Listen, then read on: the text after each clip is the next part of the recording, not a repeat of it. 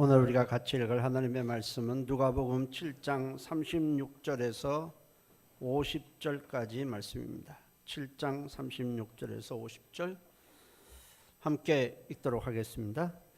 한 바리새인이 예수께 자기와 함께 잡수시기를 청하니 이에 바리새인의 집에 들어가 앉으셨을 때에 그 동네에 죄를 지은 한 여자가 있어 예수께서 바리새인의 집에 앉아 계심을 알고 향료 담은 옥합을 가지고 와서 예수의 뒤로 그 발 곁에 서서 울며 눈물로 그 발을 적시고 자기 머리털로 닦고 그 발에 입 맞추고 향료를 부으니 예수를 청한 바리새인이 그것을 보고 마음에 이르러 이 사람이 만일 선지자라면 자기를 만지는 이 여자가 누구며 어떠한 자 곧 죄인인 줄을 알았으리라 하거늘 예수께서 대답하여 이르시되 시몬아 내가 네게 이를 말이 있다 하시니 그가 이르되 선생님 말씀하소서. 이르시되 빚 주는 사람에게 빚진 자가 둘이 있어 하나는 500데나리온을 졌고 하나는 50데나리온을 졌는데 갚을 것이 없으므로 둘 다 탕감하여 주었으니 둘 중에 누가 그를 더 사랑하겠느냐. 시몬이 대답하여 이르되 내 생각에는 많이 탕감함을 받은 자니이다. 이르시되 네 판단이 옳다 하시고 그 여자를 돌아보시며 시몬에게 이르시되 이 여자를 보느냐. 내가 네 집에 들어올 때에 너는 내게 발 씻을 물도 주지 아니하였으되 이 여자는 눈물로 내 발을 적시고 그 머리털로 닦았으며 너는 내게 입 맞추지 아니하였으되 그는 내가 들어올 때부터 내 발에 입 맞추기를 그치지 아니하였으며 너는 내 머리에 감람류도 붓지 아니하였을 때 그는 향유를 내 발에 부었느니라. 이러므로 내가 네게 말하노니 그의 많은 죄가 사하여졌도다. 이는 그의 사랑함이 많음이라. 사함을 받은 일이 적은 자는 적게 사랑하느니라. 이에 여자에게 이르시되 네 죄 사함을 받았느니라 하시니 함께 앉아있는 자들이 속으로 말하되 이가 누구에게 죄도 사하는가 하더라. 예수께서 여자에게 이르시되 네 믿음이 너를 구원하였으니 편안히 가라 하시니라. 아멘. 오늘도 말씀으로 저와 여러분들이 함께 은혜를 나누었으면 좋겠습니다. 여러분들은 성경에서 본받고 싶은 인물은 어떤 사람입니까? 성경에 나오는 인물 중에 여러분들의 신앙에 영향을 끼친 인물은 과연 누구일까? 오늘 본문에 등장하는 여자가 우리 신앙에 좋은 믿음의 영향을 끼쳤으면 합니다. 본문에는 극과 극의 두 사람이 등장하고 있습니다. 한 사람은 바리새인으로서 윤리적으로 종교적으로 행실로 매우 깨끗한 자입니다. 바리새인의 바리새라는 뜻은 구별이라는 뜻입니다. 그러니까 구별된 사람이 바로 바리새인입니다. 일반 사람들과는 좀 구별된 자들이 바리새인입니다. 깨끗하고 경건하고 거룩하게 산다고 스스로도 자부하고 있고 사람들로부터도 그렇게 인정받고 있는 사람들이 바로 바리새인들입니다. 그러다 보니까 다른 사람을 좀 무시하게 되고 자신들만 거룩하다고 여기다가 예수님으로부터 큰 책망을 받았습니다. 그런 바리새인 중 하나인 시몬이라는 사람이 예수님을 자기 집 식사에 초대를 했습니다. 그 또 한 사람이 등장하는데 다른 성경 다른 곳에 보면 이 여자가 그냥 창녀라 이렇게 나와 있습니다. 창녀로서 누구나 잘 알고 있는 죄인입니다. 그런데 예수님께서 시몬이라는 사람 집에 식사 초대를 받아서 가셨을 때 사람들로부터 손가락질을 받고 있는 이 천한 여자가 매우 값비싼 향유를 가지고 조용히 그 집에 들어옵니다.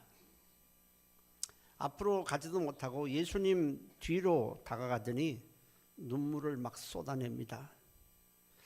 눈물이 예수님의 발에 떨어지자 여자는 즉시 자기 머리털을 풀어서 예수님 발을 닦습니다.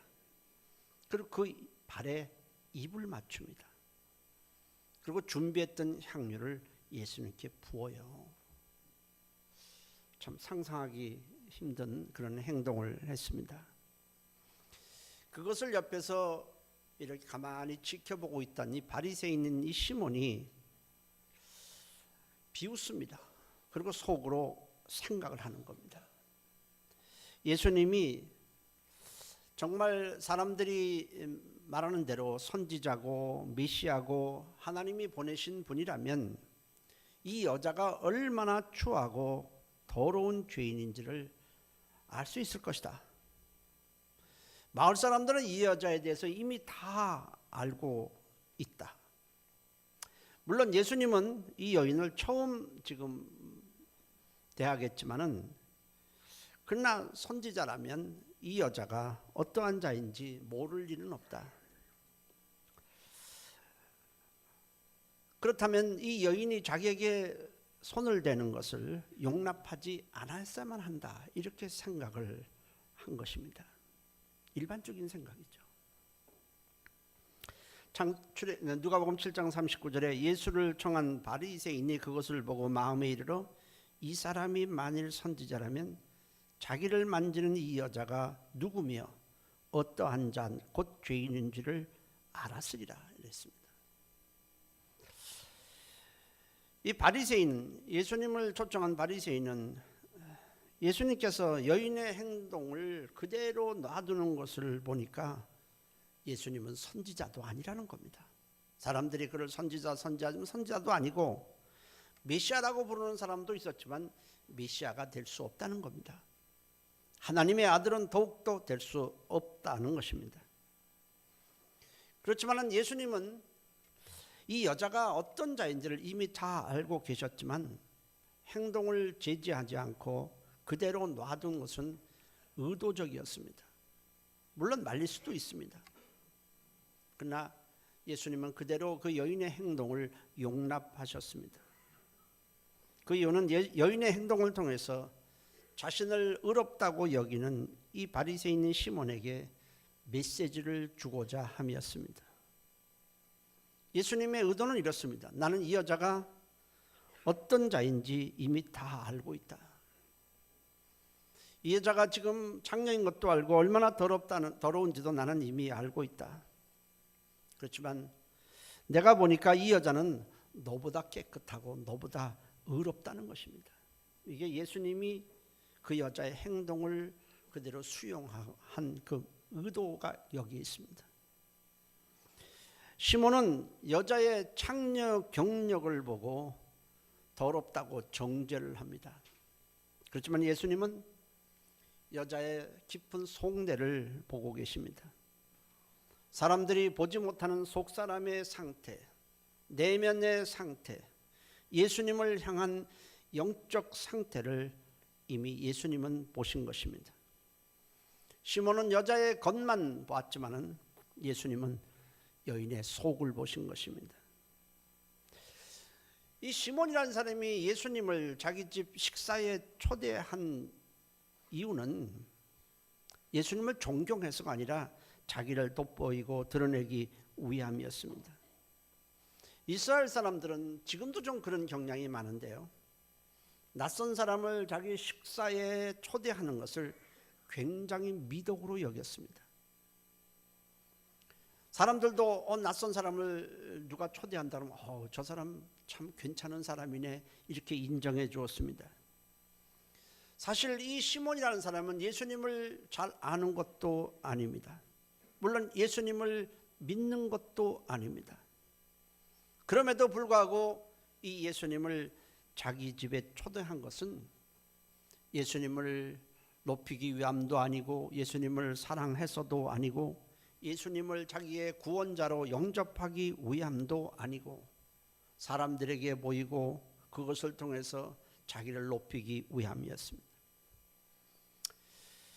나는 갈릴리 저 촌구 속에서 온 사람, 사람들이 선지자라고 막 말하는 이 사람, 나는 이런 사람을 나는 내 집에 식사에 초대했다.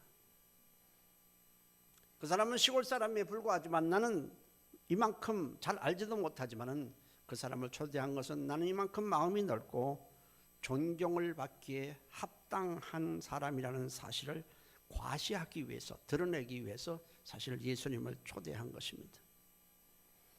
예수님을 존경해서도 전혀 아닙니다. 오직 자기를 높이려는 목적 하나를 가지고 예수님을 식사에 초대를 했습니다. 당시 보통 이스라엘 백성들은요, 이스라엘 사람들은 자기 집으로 어떤 손님을 식사 초대를 하게 되면 세 가지 의식을 반드시 하게 됩니다. 첫째, 하나는 손님의 어깨에 손을 얹고 끌어안고 볼에다가 입을 맞추게 돼요. 우리 가끔 TV에서 보면 그런 장면들을 볼 수 있습니다. 중동 지역에는 지금도 그런 것들이 많이 남아있죠. 사람들이 오면 어깨에 손을 얹고 이렇게 끌어다가 볼에다가 서로 막 입을 맞춰요. 뭐 정상끼리도 하는 것을 볼 수 있습니다. 이는 나는 당신을 진심으로 환영합니다. 그런 뜻으로 그렇게 하게 됩니다. 또 하나는 당시 이스라엘 백성들은 뭐 양말을 신고 다니는 것도 아닙니다. 다 샌들을 신고 다니기 때문에 길에는 먼지가 당연히 많습니다. 때문에 집에 들어오게 되면은 대야에다가 물을 떠다가 발을 씻겨주게 됩니다. 주로 하인들이 씻겨주게 되지만은 주인이 직접 그 사람의 발을 씻겨줄 경우에는 나는 당신을 굉장히 존경합니다. 그런 뜻으로 상대를 굉장히 높여주는 의미로 주인이 발을 씻겨주게 됩니다. 세 번째로는 손님을 집에 초대하게 되면 향을 피워서 집안의 공기를 좀 향기롭게 한다든지 아니면 손님에게 향유를 직접 조금씩 뿌려주게 됩니다. 이것이 이스라엘 사람들이 낯선 손님을 집에 초대했을 때 하게 되는 세 가지 의식입니다. 하나는 서로 끌어안고 볼에다가 입을 맞추는 거. 또 하나는 대야에다가 물을 떠서 발을 씻겨주고 그 다음에 수건을 줘서 또 닦게 합니다. 세 번째로는 향유를 뿌려주고 아니면 감량유, 제일 싼 거는 감량유죠. 좀 괜찮은 사람일 경우는 향유를 다 뿌려주게 됩니다. 이것이 세 가지 의식을 하게 되는데 시몬이라는 사람은 예수님을 자기 집에 초대해 놓고도 이 세 가지 중 어느 것 하나도 하지 않았습니다. 한 가지도 한 것이 없어요. 이는 무엇을 말합니까? 예수님을 식사에 초대함으로써 자기를 드러내고 사람에게 알려지기만을 바랬을 뿐이지 예수님을 영접할 마음이나 예수님을 높이려는 의도는 하나도 없었다는 것을 말해줍니다. 일반 손님도 그렇게 해주고는 예수님에게는 전혀 하지 않았습니다. 이것은 예수님을 존경하거나 높이려는 의도가 하나도 없었다는 것을 보여줍니다. 그런데 여자는 어떻습니까? 말이 전혀 없습니다. 한마디도 한 것이 없습니다. 그럼에도 여자는 와서 예수님 뒤로 옵니다. 그래서 눈물을 막 흘리는데 그 예수님 발에 자기 눈물이 떨어집니다. 그러자 그 발을 적시기 위해서 머리털을 풀어서 그 발에 묻은 그 눈물을 다 닦습니다. 그리고 향유를 부어줍니다. 자기가 가져온 아주 값비싼 향유를 예수님께 붓습니다. 바리새인은 예수님이 오실 때 아무것도 한 적이 없었지만 여자는 마음을 다해 주님을 사랑하고 주님을 존경하고 영접을 했다는 겁니다. 그 모습을 바리새인이 옆에서 보면서 바리새인은 어떤 생각을 가졌어야 되느냐 하면 나는 예수님이 오실 때 당연히 해야 될 입맞춤도 하지 아니하고 발 씻을 물도 주지 아니하고 향유도 붓지 않았는데 이 여자는 모든 것을 다 하는구나. 내가 마땅히 해야 될 일을 나는 하지 않았는데 이 여자는 정말 최선을 다해서 자기가 할 모든 것을 다해서 예수님을 영접했구나. 이렇게 생각을 해야 마땅했습니다. 그렇지만 이 바리새인은 생각이 달랐습니다. 그렇게 한 것이 아니라 오히려 여인이 하는 것을 비웃고, 예수님이 선지자라면 메시아라면 여인을 내쳤어야 되는데 그대로 수용하는 것에 대해서 불만이 가득합니다. 이에 예수님은 이렇게 말씀하는 겁니다. 이 여자를 네가 보느냐?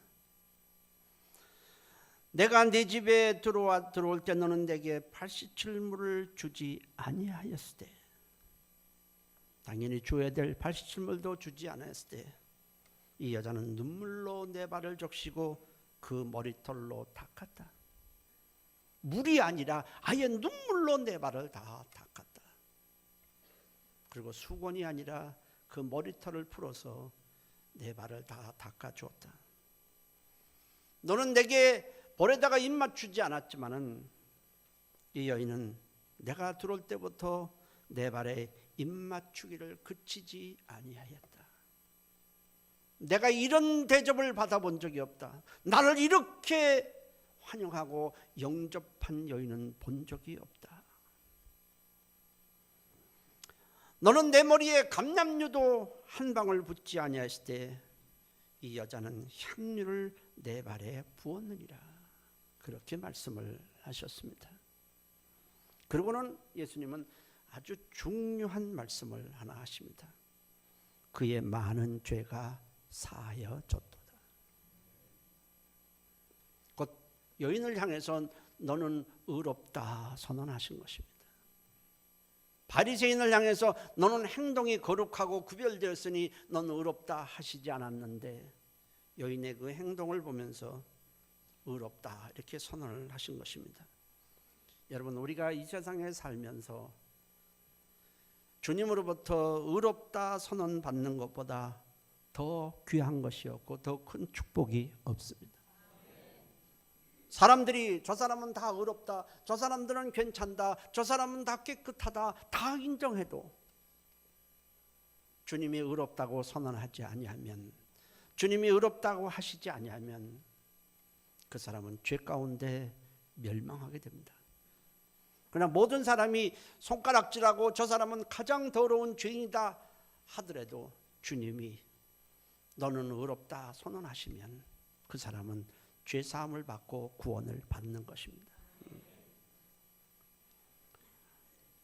주님이 의롭다고 선언하지 않으면 아무도 구원을 받을 수가 없습니다. 근데 예수님은 그 여자를 향해서 너의 많은 죄가 사하여졌도다 선언하시고는, 곧 의롭다고 선언하시고는 그 여자가 구원받았다는 사실을 선포하게 됩니다. 누가복음 7장 50절에 예수께서 여자에게 이르시되 네 믿음이 너를 구원하였으니 편안히 가라.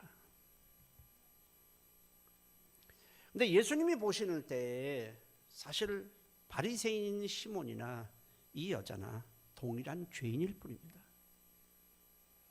소위 50보 100보입니다.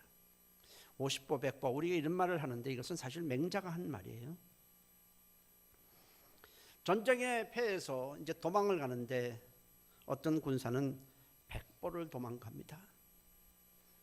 근데 어떤 사람은 좀 늦게 도망을 갔든지 아니면 뭐 상황을 살피려고 했든지 하여튼 50보를 도망을 갑니다. 근데 50보를 도망간 자가 100보를 도망간 자에게 저는 저렇게 먼저 내뺀 놈 하고 욕할 수 있겠습니까?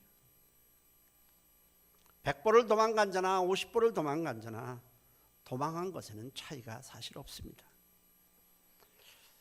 마찬가지로 죄가 많거나 적거나 하나님 앞에 죄인이기는 동일합니다. 게다가 성경은 모든 사람을 다 죄인으로 규정하고 있습니다. 로마서 3장 10절에 의인 없나니 하나도 없다고 했습니다. 이 말은 누구 한 사람 구원받을 자격이 있는 사람이 없다는 겁니다. 그리고 모두 죄로 인해서 멸망할 죄인뿐이라는 겁니다. 이 세상에 하나님 앞에 의롭다고 인정받을 만한 인물은 존재하지 않습니다. 모두 다 죄인입니다. 다 멸망할 죄인입니다. 신학적으로 이걸 가르쳐서 전적 타락이라고 합니다. 우리 안에는 하나님이 보시기에 단 하나도 선한 것이나 의로운 것이 없다는 말입니다. 따라서 구원받는 길은 예수 그리스도의 은혜로, 십자가 은혜로 우리가 죄사함을 받는 길뿐입니다. 십자가의 은혜로, 십자가에서 흘린 보혈로 우리가 죄시침을 받아 의롭다함을 얻어야만, 하나님으로부터 의롭다 하고 인정을 받아야만 우리는 구원에 이를 수 있습니다. 그 외에 구원받을 수 있는 길은 전혀 없습니다. 선행으로도 행실로도 구제로도 남을 도와주는 어떤 행위로도 우리는 구원받을 길이 없습니다. 예수님은 곱지 않은 시선으로 여인을 보고 있는 이 시몬에게 한 비유를 드십니다. 두 사람이 주인에게 다 빚을 졌다는 겁니다. 한 사람은 500데나리온의 빚을 졌고 한 사람은 50데나리온의 빚을 졌다. 문제는 두 사람이 다 갚을 길이 없다는 겁니다. 좀 금액을 좀 올려서 얘기합시다. 한 사람은 5천만 원을 빚을 졌고 한 사람은 5억을 빚을 졌습니다. 50데나리온, 500데나리온입니다. 자, 5천만 원을 빚을 진 사람이 있고 5억을 빚은 사람이 있는데 문제는 두 사람 다 갚을 길이 전혀 없다는 겁니다. 주인이 두 사람의 모든 금액을 탕감해 줬습니다. 5천만 원 빚진 사람은 5천만 원 탕감해 주고 5억 빚진 사람에게는 5억을 다 탕감해 줬다면 그러면 두 사람 중에 누가 더 주인에게 감사하며 더 주인을 사랑하겠느냐 물었습니다. 당연히 5억 탕감받은 사람이 더 주인을 사랑할 것입니다 라고 대답을 했습니다. 시몬이 대답해 내 생각에는 많이 탕감을 받은 자니이다. 이르시되 주님께서 네 판단이 옳다 하셨습니다. 이 비유를 드는 것은 우리가 하나님 앞에 나갈 때 어떤 자세를 가지고 나아가느냐 하는 문제입니다. 주님은 우리가 어떤 죄를 졌든 모든 사람의 죄를 다 탕감해 주십니다. 사해 주시는 거예요. 죄의 종류 상관없습니다. 죄의 크기도 상관없습니다. 죄의 유무나 죄의 분량이나 다 상관이 없이 주님은 어떤 죄인지 다 사해 주시는 분이십니다. 그런데 자신의 죄가 굉장히 크다, 엄청나다, 어마어마한 죄를 졌다, 나는 이 죄 때문에 반드시 망할 것이다, 이 죄에 대해서 죄의 무게를 굉장히 느끼는 사람, 자신에 있는 죄의 분량이 굉장히 크다고 여기는 사람은 이 죄를 탕감받은 것에 대한 감격이 누구보다 클 것입니다. 그리고 자신의 죄를 다 엄청난 이 무게와 엄청난 양의 죄를 다 사해 준 것에 대한 감격이 클 것이고 주님을 사랑하게 될 것입니다. 그러나 자신의 죄가 별로 많지 않다, 내가 무슨 그렇게 큰 죄를 졌나, 죄의 분량이나 죄의 무게가 아주 가볍다고 아주 적다고 생각하는 사람은 죄사함의 죄를 사해 주신 주님에 대한 감격이 적고 적게 사랑하게 된다는 겁니다. 문제는 죄의 분량이 누가 차이가 있다는 것이 아니고 자기가 어떻게 느끼느냐에 따라, 어떻게 생각하느냐에 따라서, 자기가 죄에 대한 생각이 어느 정도 크느냐, 어느 정도 많으냐에 따라서 죄 사함을 주신 주님에 대한 사랑과 주님에 대한 감사와 주님에 대한 감격이 다 다르다는 겁니다. 여러분들은 주님으로부터 나와 죄 사함을 받게 되는데 얼마만큼 큰 죄를 사함받았다고 생각을 하십니까? 얼마나 무거운 죄를 다 탕감받았다고 생각하십니까? 여인은 자신의 죄가 그 어떤 사람보다도 크고 무겁다고 생각했기 때문에 죄를 용서받은 감격이 누구보다도 컸고 주님을 사랑하는 그 정도가 누구보다도 클 수 있었던 것입니다. 어거스틴이라는 사람이 이렇게 말했습니다. 세상에는 두 종류의 사람밖에 없다. 내가 죄인이라고 생각하는 죄인이 있고 내가 죄인이 아니라고 생각하는 죄인이 있다. 똑같은 죄인인데 죄인이라고 생각하는 죄인, 죄인이 아니라고 생각하는 죄인이 있다. 또 죄인이라고 생각하는 죄인을 또 둘로 나눈다면 그렇습니다. 나는 죄의 분량이 엄청나다고 생각하는 죄인이 있고 나는 죄의 분량이 굉장히 적다고 생각하는 죄인이 또 있습니다.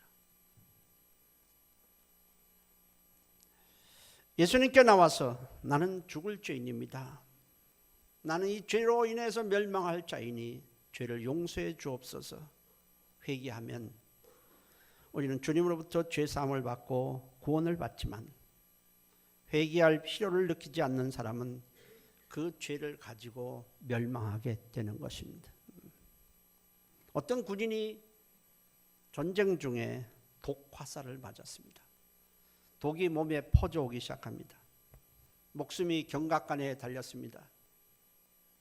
그래도 교회에 나갔던 적이 있었기 때문에 죽음을 앞둔 상황에서 당연히 천국을 생각하게 되고 천국문이 열리기를 기도했습니다.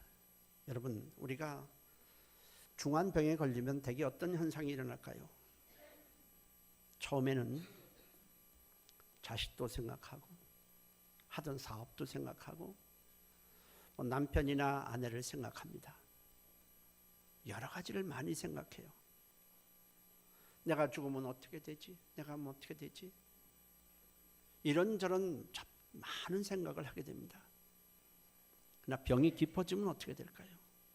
병이 점점 깊어져서 이제 죽음을 앞둔 상황에서는 그런 생각하지 않습니다. 믿는 사람이라면 내가 과연 천국에 갈 수 있을 것인가? 내가 죽으면 어떻게 되나? 죽음을 바로 목전 앞에 두게 되면 다 그런 생각을 해요.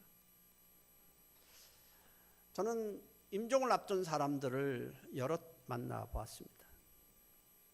그때 이런 말을 해요. 어느 정도 괜찮을 때는, 그러다 앞으로 여유가 있을 때는 이런 말처럼도 하게 되지만 죽음을 목전에 두게 되면 질문하는 내용은 그겁니다. 목사님, 제가 과연 구원을 받을 수 있을까요? 제가 오늘 죽는다면 아니면 내일 죽는다면 저는 천국에 갈 수 있을까요? 그렇게 질문하는 것을 볼 수 있습니다. 이 사람도 독화살을 맞았기 때문에 지금 독이 퍼져나가기 때문에 이제 죽음이 임박한 상황에서 이 사람이 생각하는 것은 천국이었습니다. 교회 나갔던 적이 있거든요. 그 천국을 생각하면서 천국문이 열리기를 기도합니다. 하나님, 저는 나를 위해 목숨을 바쳐서 싸웠습니다. 힘을 다했습니다. 요령 피지 않고 힘을 다해 싸웠으니 천국문을 열어주십시오. 당연히 천국문은 열리지 않습니다. 그러자 이번에는 저는 전쟁을 치르는 가운데서도 불쌍한 사람들을 보면 돌보아 주었습니다. 상처난 사람들을 보면 또 돌보아 주었고, 전쟁 중에 먹지 못하고 여러 가지 헐벗은 사람들을 저는 구제하는 데 힘을 다했습니다. 저는 최선을 다했습니다. 그러니 천국문을 열어주십시오. 역시 열리지 않습니다. 그러자 이번에는 저는 그동안에 살면서 양심을 따라 양심에 거리낌 없이 살았고 최선을 다했고 충성을 다했습니다. 그러니 천국문을 열어주십시오. 그래도 열리지 않습니다. 그러자 불안한 마음, 두려운 마음이 엄습하기 시작합니다. 내가 이러다가 천국에 가지 못하고 지옥불에 들어가는 것은 아닐까. 막 불안이 엄습합니다. 그러는 순간에 그동안 지었던 죄가 떠오르기 시작하는데 얼마나 죄가 많은지 다 헤아릴 수가 없어요. 돌이켜보니까 다 죄덩어리였습니다. 하나님의 영광을 위해서 하나님의 뜻을 따라 산 적은 없습니다. 전부 자기 욕망, 자기 이기심, 시기심, 자기 출세, 오직 자기만을 위해서 살았습니다. 그 죄덩어리를 자기가 막 떠오르자 힘을 다해 무릎을 꿇고는 예수님, 저는 죄인입니다. 고개를 감히 들 수 없는 죄인입니다. 제가 의롭다고 여겼던 모든 것도 사실은 다 죄였을 뿐입니다. 용서해 주옵소서. 간절히 기도했는 순간에 천국문이 열렸다고 그럽니다. 천국에 가는 길은 사실은 의외로 간단합니다. 주님 앞에 나와서 하나님, 나는 용서받을 수 없는 죄인입니다. 나는 죄덩어리입니다. 어느 것 하나 죄가 아닌 것이 없습니다. 십자가의 보혈로 저를 사해 주옵소서. 그렇게 회개하면 우리는 의롭다함을 받고 그 순간에 천국문이 우리 앞에 열리게 될 줄로 믿습니다. 주님은 시몬에게 이 여자를 보느냐라고 했습니다. 시몬아, 이 여자를 보느냐, 이게 무슨 말이겠습니까? 이 여자를 보라는 것 아니겠습니까? 이 여자를 보고 내가 정말 원하는 것이 무엇인지, 내가 기뻐하는 것이 무엇인지 깨달으라는 겁니다. 여자의 행동을 보고 배우라는 겁니다. 본받으라는 것입니다. 여자는 말 한마디도 하지 않았습니다. 말을 한 것이 하나도 나와 있지 않습니다. 그러나 여자는 행함을 통해서, 행동을 통해서 자신의 모든 것을 주님께 보여주었습니다. 여인은 자신이 죄인임을 먼저 눈물로 고백을 했습니다. 저는 교회에 이렇게 목회를 하면서 놀랍게도 눈물 한 번 흘리지 아니하고, 회개 한 번 하지 아니하고, 통회 한 번, 자복 한 번 하지 아니하고 교회 다니는 사람들을 보게 됩니다. 회개해야 되겠다고 생각은 하면서도 회개하지 않고 다니는 사람들을 저는 꽤나 보게 됩니다. 여러분, 회개하는 용기가 필요합니다. 회개 없이는 죄사함을 받을 길이 없습니다. 여러분들이 설교를 들으면서 그리스도의 보혈로 내가 죄사함을 받을 수 있구나, 이 사실을 안다고 해도, 수없이 들어서 귀에 몹시 막히도록 그 얘기를 들었다 하더라도 하나님 앞에 내가 죄인임을 통회하지, 자복하지 아니하면, 회개하지 아니하면 죄사함은 없습니다. 죄를 사함받을 길은 전혀 없습니다. 요한일서 1장 9절에 우리가 우리 죄를 자백하면 그는 미쁘시고 신실하시고 의로우사 우리 죄를 사하시며 우리를 모든 불의에서 깨끗하게 하실 것이요라고 했습니다. 반대로 말하면 우리가 우리 죄를 자백하지 아니하면 그분은 우리 죄를 사해 줄 수 없다는 것입니다. 죄 사함 받지 못하면 그는 죄 가운데서 그는 멸망해야 합니다.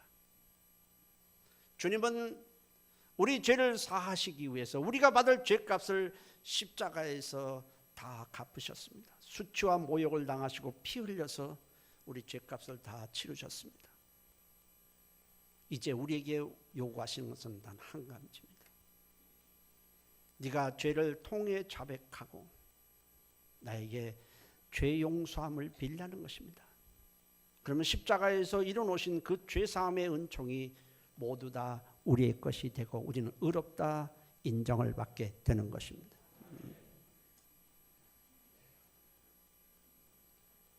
비록 여인은 입으로 예수님 앞에서 예수님 나는 죄인입니다. 예수님은 구세주이십니다. 예수님은 나를 구원하러 오신 하나님의 아들입니다. 고백하지는 않았어요. 그렇지만 여인은 눈물을 흘리면서 회개를 했고 주님이 그리스도이심을 고백을 했습니다.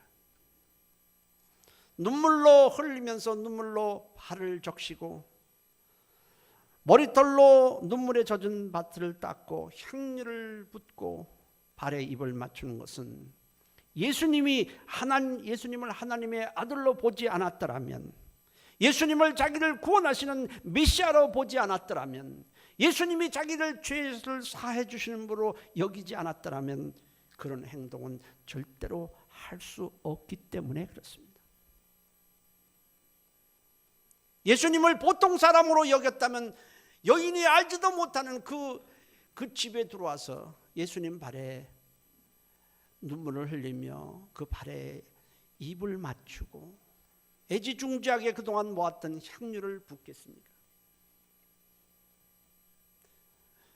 요한복음 12장에 보면 여인이 향유를 붓을 때 보면 향유는 굉장히 비싼 것이기 때문에 거꾸로 이렇게 해도 쏟아지지 않습니다. 굉장히 입구가 좁아서 한 방울 두 방울 떨어집니다. 이제 보니까 향유 옥합을 깼다라고 기록하고 있습니다. 다 부은 겁니다. 굉장히 비싼 향유, 300데나리온, 요새로 하면 굉장히 값이 나가는 그런 향유를 예수님께 다 부었습니다. 그리고 여인은 주님을 너무나 뜨겁게 사랑했습니다. 여인은 자기의 더러운 죄를 모두 탕감해 주신 것에 대한 감격이 너무나 컸습니다. 주체할 수 없이 눈물이 나왔습니다. 얼마나 감격이 컸던지 사람들의 따가운 시선에도 불구하고 주님께 나아갔습니다. 자기는 이미 더러운 자라고 낙인 찍힌 인물입니다. 자기가 그 집에 들어가게 되면 자신을 보고 많은 사람들이 비웃고 수군거리고 손가락질할 것을 다 알았습니다. 하지만 너무나 주님을 사랑했기 때문에 주님을 만나야 되겠다는 그 마음이 너무나 간절했기 때문에, 그분이 그리스도임을 알았기 때문에 도저히 가만히 있을 수가 없었습니다. 나는 이 기회를 주신 하나님께 감사한다. 이 마을에 주님이 오셨으니 나는 그분의, 사람들이 아무리 욕하고 돌팔매질을 한다라도 나는 그분을 만나야 된다. 그분만이 나의 이 더러운 죄를 사해 줄 수 있다. 그분만이 나를 구원해 줄 수 있다는 생각이 가득했던 것입니다. 그래서 그동안 자기가 애써 모았던 이 값비싼 향유를 주님께 다 부었습니다. 우리는 주님께서 우리의 죄를 다 사해 주시고, 그냥 말로 사해 주시는 게 아니라 십자가에서 우리가 받을 죄값을 다 치르시면서 우리 죄를 다 사해 주시고 구원해 주신 것에 대해서 우리가 얼마나 감격하고 있으며 얼마나 주님을 사랑하고 있습니까? 주님을 사랑한다는 것을 여러분들은 어떤 방식으로 표현하고 있습니까? 가끔 텔레비전을 보면은 이 탤런트들이 시상식 때나 또는 토크 프로그램에서 나와서는 예수님에 대한 사랑을 진하게 고백하는 것을 보면은 마음이 참 찡해요. 내가 저런 프로그램에 나간다면 저 사람이 하는 것처럼 나도 주님을 진하게 고백할 수 있을까 생각해 보곤 합니다. 얼마 전에 보니까 중국의 시상식 때는, 중국에서는 사실 예수 믿는 사람들이 많지 않거든요. 아주 적고 그것도 주로 나라에서 통제를 합니다. 즉 사람들은 신앙 고백을 잘 안 해요. 근데 이 시상식에서 한 탤런트가 거기서 상을 받습니다. 저는 이 감사하는 말을 이 말로 대신하겠습니다. 그러더니 하늘에 계신 우리 아버지, 이름이 거룩히 여김을 받으시오며 나라의 마옵시며 뜻이 하늘에서 이루는 같이 땅에서 이루어져. 주기도문을 쫙 하고 이걸로 대신하겠습니다. 밑에 있는 사람들이 좀 뭐야? 참 용기가 있죠. 참 주님을 사랑하는 사람이에요. 여자는 눈물로 회개하며 예수님께 나아갔지만은, 죄사함을 받기 위해서 나갔지만은, 자기는 죄를 고백하고 주님으로부터 용서받기 위해서 나갔는데, 예수님으로부터 네 죄 사함을 받았느니라. 너는 구원을 받았느니라. 자신을 혹시 예수님이 내치진 않을까, 더러운 여자라고 해서 저리 가라고 하진 않을까, 두려운 마음과 떨리는 마음으로 주님 앞에 나갔는데, 예수님께서 자기의 죄를 사해 주시는 겁니다. 자기를 인정해 주는 거예요. 주님에 대한 사랑을 예수님으로부터 인정을 받았습니다. 주님을 향한 그 마음을 주님이 인정을 해 주신 것입니다. 그랬을 때 그 여인은 그 감격을 가지고 평생을 살았을 겁니다. 그 여인이 부활하신 예수님을 아마 못 만났을지는 모르지만은, 눈으로 직접 사도들처럼 만나지 못했을 수도 있지만은, 그 여인은 그 감격을 가지고 평생을 감격하며 살아갔을 것입니다. 그 여인뿐이겠습니까? 오늘도 성경은 우리에게 말씀을 하고 있습니다. 우리가 십자가의 그 엄청난 주님의 희생을 바라보면서 내가 죄를 고백할 때, 주님은 여전히 그 여인에게 하신 것처럼 우리에게 말씀을 합니다. 네 죄 사함을 받았느니라. 너는 구원을 받았느니라. 여러분, 우리에게는 의의가 없어요. 뭔가 그렇게 의의가 많습니까? 이 여자를 보느냐, 주님이 말씀하셨습니다. 여인의 믿음을 본받는 우리가 되시기를 주의 이름으로 축원합니다. 기도합니다. 하나님, 우리는 때로 시몬의 입장에 설 때가 많습니다. 여인을 경멸하는 눈으로 시몬이 바라봤듯이 우리도 그럴 때가 참 많아요. 우리도 똑같은 죄인인데 우리가 의롭다고 생각하고 남을 공격하고 정죄할 때도 많습니다. 하나님, 우리 죄를 용서해 주시고 죄사함의 은총을 가지고 주님 사랑하며 살아가게 도와주옵소서. 우리 다 같이 한 목소리로 통성으로 기도합니다. 살아계신 하나님, 고맙습니다. 다 죄인입니다. 죄덩어리입니다. 주님 은혜에, 주님의 속죄함에 감사하며 평생을 감격하며 살아가도록 도와주옵소서. 우리에게는 의의가 없습니다. 하나님 사랑하며 하나님의 은혜에 감격하며 살아가도록 하나님이 역사해 주옵소서. 이 여인처럼 순간순간 생각날 때마다 주님의 은혜 속죄에 감사하며 살아가며 주님을 사랑하며 주님의 사랑을 받은 것을 표현하며 살아가도록 하나님이 인도해 주옵소서. 그리스도의 사랑을 세상에 나타내며 살아가게 도와주옵소서. 예수님의 이름으로 기도했습니다.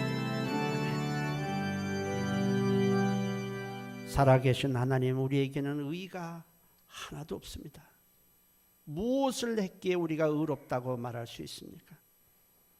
죄덩어리인 우리를, 죄를 용서해 주시고 구원해 주시고 의롭다고 해주신 우리 하나님을 찬양합니다.